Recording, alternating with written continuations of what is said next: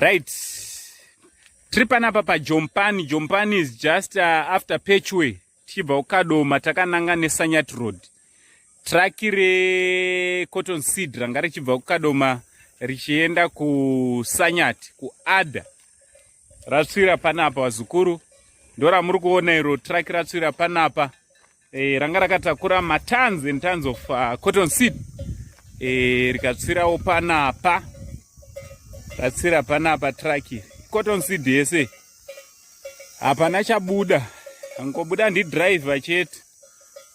Chikonzero chasakisa kutanga kwemoto. Aisachazikanwa but traki ratsva rese rikabvira panapa para swira. So cotton seed iri kutobvira.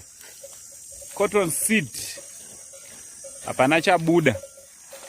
Rori ranga rakatakura cotton seed. Rori ranga rakatakura cotton seed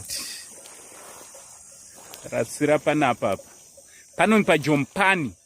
Panoni paJompani pazvaitikira. Zvakaoma nditi. Zvakaoma murodhi umu zvinowanikwa.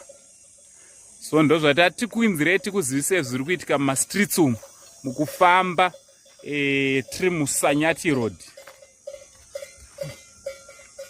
So, from Uncle saying the only Zimbabwean uncle, much love.